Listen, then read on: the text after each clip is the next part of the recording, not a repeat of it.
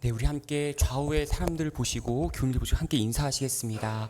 아름다움이 죄라면 당신은 십자가형입니다. 우리 인사하시겠습니다. 네, 아름다움이 죄라면 당신은 십자가형입니다. 네, 아름다움이 죄라면 당신은 십자가형입니다. 네, 네. 이건 제가 지난번에 했던 인사를 다시 한 건데 혹시라도 기억 안 나시면 치매 예방에 효과가 있을 줄로 믿습니다. 네, 우리나라 국가가 OECD 국가 중에 1위를 차지한 분야 중에 하나가 바로 국민 한 사람이 1년 동안 이제 평균적으로 병원 가는 횟수가 제일 많은 국가에 속합니다. 그래서 우리가 음식 먹은 후에 비타민 C, 비타민 B, 효소, 식이섬유, 콜라겐, 오메가3, 오메가6 또 뭐가 있죠? 여러분 잘 아시는 거 건강 보조식품을 먹느라 이제 배가 부르게 됩니다.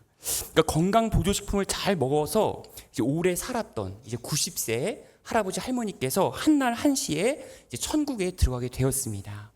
그 천사에 의해서 이제 소개를 받는 것입니다. 여기는 어떤 방입니다. 여기는 어떤 곳입니다. 이렇게 소개를 받고 있는데 너무나 좋은 집을 소개를 받은 것입니다. 정말 세상에서 이루 말할 수 없는 아름다운 집. 그 집의 액수를 물어보니까 천사가 이 집이요 이거 무료입니다 그러는 거예요. 그래서 이제 하나님과 식사 자리에 초대를 받은 것입니다. 그러니까 최고급 산의 진미, 최고급 음식들이 막 케이터링한 음식들이 너무나 많이 진수성찬으로 이렇게 있는 것입니다. 그래서 이제 할머니께서 이제 천사한테 이 음식에 콜레스테롤이 있나요? 그러니까 전혀 없습니다 그러는 것입니다. 그래가지고 이제 그리고 이제 마을에 있는 어떤 구석구석에 있는 이제 그 음식들을 이제 먹고 있는데 이제 할아버지께서 잠잠히 있다가 이제 할머니한테 버럭 화를 내시는 겁니다. 당신이 건강 보조식품을 먹으라고 하지 않았어도 천국에 30년은 빨리 왔을 텐데 이렇게 하면서 화를 내는 것입니다. 그러니까 건강 보조식품을 먹어서 이제 90세 천국에 오게 되니까 더 아름답고 더 멋있고 더 보석 같은 이런 곳을 더 빨리 왔었을 텐데라고 말을 하는 것입니다. 그러니까 미국 보스턴 의대 심장협회에서 건강에 대한 근심을 하게 되면 심장병이나 당뇨병의 유발 요인이 10% 정도 증가한다고 합니다. 그리고 알츠하이머병에 걸릴 확률이 2배 이상 는다고 합니다. 우리 건강에 염려할수록 그 스트레스 때문에 더 건강이 나빠질 수 있다는 위험성이 있다는 연구 결과가 있습니다. 근데 우리는 이렇게 육적인 건강에 대해서는 막 고민하고 걱정하고 근심하는데 중요한 건 마태복음 6장에서는 먼저 하나님 나라와 그의 의의를 구하라고 말씀하시는 것처럼 우리가 영적인 상태는 어떤 것인가? 영적인 상태는 우리가 관리를 잘 하고 있는 것인가에 대해서 우리 스스로를 물어볼 필요가 있습니다. 우리가 영적으로는 하나님께서 허락하시는 그 말씀의 약초로 간신히 하루하루를 버티면서도 우리는 우리의 삶 속에서 역사하시는 하나님을 진정으로 인정하고 있는 것인가? 그렇지 않은 경우가 많다는 것입니다. 죄가 자신을 숨기는 가면을 벗기고 우리 스스로의 내면의 죄를 찾아내는 것이 어렵지만 병을 치료하기 위해서는 영적인 병을 치료하기 위해서는 그 병의 원인, 종류 그리고 그 병이 얼마나 무서운가를 우리는 깨달을 필요가 있습니다. 어떤 사람이 심하게 발작을 하면서 그래서 의사가 급히 신경 안정제 주사를 투여해서 발작이 가라앉았습니다. 그런데 문제는 그 사람이 나 발작을 하지 않으니까 정상이야 라고 말할 수는 없는 것입니다. 그러니까 이처럼 우리가 아무리 귀한 말씀을 우리의 마음속에 받아들여도 일상에서 그 말씀이 살아서 역사하고 살아서 생동력 있게 숨쉬지 않으면 아무 의미가 없는 것입니다. 오늘 제가 선택한 여러분과 함께 상고한 본문 시편 14편의 말씀은 모두 선과 악, 죄악의 그 결정이 하나님의 주권, 하나님의 인도하신 가운데 역사하고 있다라는 것을 간증하면서 인생의 주된 목적을 발견하도록 우리에게 인도해 주고 있습니다. 그래서 악인의 길과 의인의 길의 운명이 완전히 다르다, 극명하게 다르다라는 것을 시편은 우리에게 말씀해 주고 있습니다. 그러니까 시편 말씀은 그저 하나님께 간구하는 우리 사람의 소원, 그 간구의 기도 제목이 아니라 하나님이 누구신가? 하나님이 우리의 일상에서 우리의 삶 가운데 얼마나 깊숙이 침투해 들어오셔서 역사하는가를 우리에게 분명히 보여주고 있는 것입니다. 그래서 시편 말씀은 우리에게 중요한 신앙의 호흡과 같다라고 말씀해주고 있습니다. 뭐라고요? 신앙의 호흡이다. 그냥 2000년 전에 시편 기자가 몇천 년 전에 말한 것이 아니라 그것이 바로 우리의 삶의 자리에서 호흡과 같이 살아 숨쉬는 것이 바로 시편 말씀이라고 할 수가 있습니다. 우리가 오늘 본문 시편 14편을 쓴 기자인 다윗은 사울과 다른 점이 있습니다. 사울과 다른 점을 어떤 성경학자는 질투에 대해서 묘사를 하고 있습니다. 질투에도 두 가지 종류가 있죠. 어떤 질투가 있을까요? 바로 대상에 대한 질투가 있고 존재에 대한 질투가 있습니다. 사울의 일생을 보면 어땠나요? 바로 대상에 대한 질투였습니다. 다른 나라 왕이 이렇게 하니까 나도 이렇게 따라해야지. 다른 나라 왕이 이렇게 하니까 나도 이렇게 한번 해서 다른 나라 왕에 뒤지지 않을 만큼 나의 자존심 대결처럼. 그래서 사울이 그렇게 많이 행했던 것을 볼 수가 있습니다. 그렇기 때문에 하나님께 순종하라고 해도 하지 않았고 결국은 무당을 찾아다니며 결국 사울의 삶이 비참하게 끝났던 것을 알 수 있습니다. 그와 반면에 다윗의 질투는 바로 존재에 대한 질투입니다. 하나님에 대한 질투입니다. 하나님 나라에 대한 질투입니다. 그래서 하나님의 은혜에 대한 질투, 하나님의 형상의 회복에 대한 질투를 의미하는 것입니다. 그러니까 사울의 질투와 다윗의 질투는 아주 차원이 다른 질투를 우리에게 말해주고 있는 것입니다.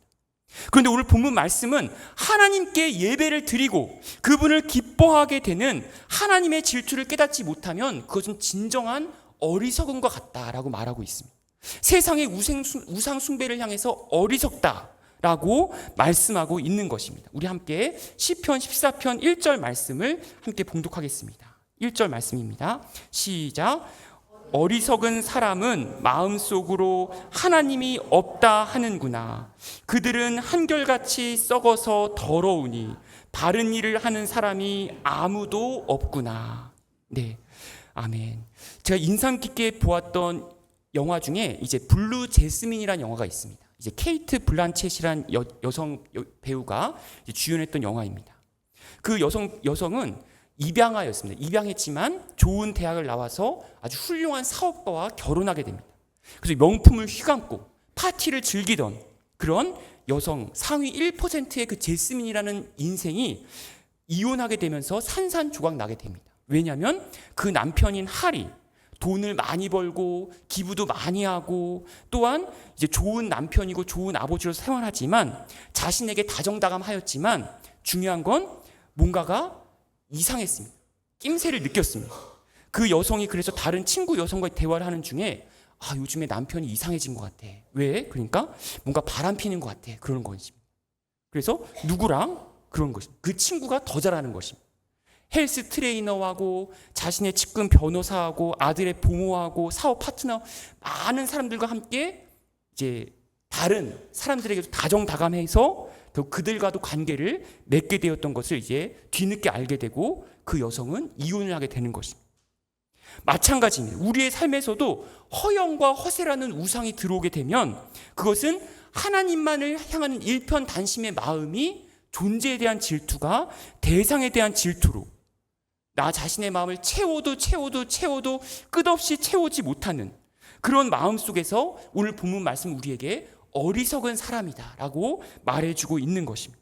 어리석은 사람은 마음속으로 하나님이 없다 하는구나. 이것이 그 사람이 무신론자이기 때문에 하나님이 없다 하는 것이 아니라 하나님을 믿는다고 하면서도 존재를 향한 질투를 하면서도 대상에 대한 질투, 끊임없이 세상 것을 향해서 우리의 욕심이 그 마음을 채우고자 할 때 채워도 채우지 않는 삶 속에서 하나님을 믿는다고 하면서 하나님을 인정하지 않기 때문에 그 마음 속에 하나님이 없다. 삶 속에서의 무신론자라고 우리에게 오늘 본문 말씀 우리에게 분명히 말씀해주고 있는 것입니다. 그러니까 중요한 것은 하나님이 없다고 하는 어리석음이란 인간의 이성에 바탕을 두는 지식적인 무신론이 아니라 하나님을 두려워하지 않고 출애굽의 하나님이자 그분의 언약을 일깨워주는 선지자를 통해 역사하시는 하나님의 살아계심을 완전히 부인하는 것입니다. 그 당시 이제 모세를 여러분이 잘 살펴보면 모세가 살았던 이집트에 하나님께서 10가지 재앙을 내렸을 때에 그 파리 재앙, 독종 재앙 여러 가지 재앙이 있지 않습니까? 그 재앙은 사실은 이집트가 숭배했던 우상들이었습니다. 그 첫째 아들도 사실은 우상과 같은 존재였고 예를 들어서 모든 그 10가지 재앙이 이집트가 그 당시에 숭배했던 우상들이었습니다. 그것을 하나님께서 다 깨어 부수는 것입니다. 너희가 하나님을 섬기지 않고 우상들을 섬겼던 것에 대한 하나님의 징벌이자 재앙이었던 것입니다.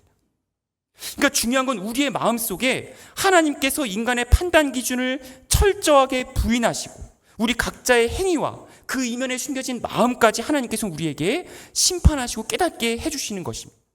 출애굽기 3장 말씀을 보면 우리 내면에 있는 어리석음에 대해서 잘 깨닫게 해주시는데, 바로 양을 치는 모세에게 바로 무엇이 보였나요? 바로 불타는 떨기나무, 영원히 꺼지지 않는 불타는 떨기나무를 하나님께서 우리에게 보여주고 계신 것입니다. 떨기나무는 두 가지의 의미를 가지고 있습니다. 먼저 불이 타오르고 있는데 땔감이 필요하지 않는 것, 그 이유는 바로 스스로 존재하시는 나는 나다, 그 하나님의 임재하심을 상징하고 있습니다. 그런데 중요한 건 그럼에도 불구하고 떨기나무가 볼품없는 딸기나무가 타지를 않습니다. 완전히 없어지지 않습니다. 그 이유는 바로 이집트의 혹독한 박해에도 불구하고 굳건하게 살아온 이스라엘을 상징하고 있는 것입니다. 그 떨기나무 앞에서 모세는 제가 여기 있습니다 라고 고백하고 있는 것입니다. 하나님의 불, 그 불의 임재는 두 가지 기능으로 작용합니다. 하나님의 임재하심을 상징하는 동시에 우리를 향한 끝없이 타오르는 하나님의 사랑을 의미하는 것입니다. 나는 나다 할 때 이것은 바로 미완료형의 시제인데 과거와 현재와 미래를 모두 포함하는 동사형의 의미입니다. 여호와의 신실하심은 움직이지 않는 고정되신 것이 아니라 우리의 삶에 현존하는, 살아 역사하는, 끊임없이 움직이는 하나님의 사랑을 의미하는 것입니다. 명사형이 아니라 동사형을 의미하는 것입니다. 그러므로 본문 1절에서의 어리석음의 의미는 여호와의 그 살아 역사하시는 그 신실하심을 깨닫지 못하는, 아무 관심도 없고 아무 관계도 맺지 않으려고 하는 그 어리석음을 의미하고 있는 것입니다. 어떤 과속 운전을 일삼는 택시기사와 또 한평생 목회만 하신 목사님이 한날 한시에 천국에 가게 되었습니다. 그런데 하나님께서 택시기사 너는 천국으로 가라 이렇게 말씀하시고, 목사님한테는 너는 지옥으로 가라 이렇게 말씀하시는 것입니다. 그러니까 목사님이 하소연하는 것입니다. 하나님, 저는 새벽 기도부터 시작해서 수요 기도회, 주일 예배 다 빠짐없이 한평생을 설교하였는데 어떻게 저를 지옥으로 보내십니까? 그래서 하나님께서 이렇게 말씀하시는 것입니다.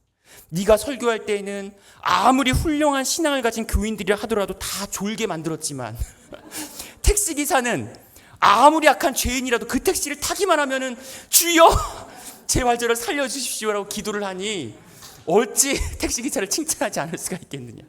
중요한 건 무엇일까요? 이 아이가 주는 교훈은 말씀이 우리의 삶 가운데 역사하지 않으면, 졸게 만들면, 그래서 우리의 말씀이 우리의 삶 가운데 아무 의미가 없다는 것입니다. 우리의 삶 가운데 말씀이 살아 역사해 줄 줄로 믿습니다. 아멘? 네. 네, 그렇습니다. 이건 이제 우스갯소리이기 때문에 믿으시면 안 됩니다. 아, 그렇게 됐나? 이렇게 되면 안 됩니다. 네. 중요한 건 본문 3절 말씀 우리 함께 봉독하겠습니다. 시작. 너희 모두는 다른 길로 빗나가서 하나같이 썩었으니 착한 일을 하는 사람이 하나도 없구나. 그래서 이 본문 말씀은 이제는 죄로 인한 개개인의 운명을 넘어서서 이제는 사회 전체의 상태에 이제 관심을 가지면서 인간 사회의 행위를 바탕으로 사회의 전반적인 속성에 주목하고 있는 것입니다.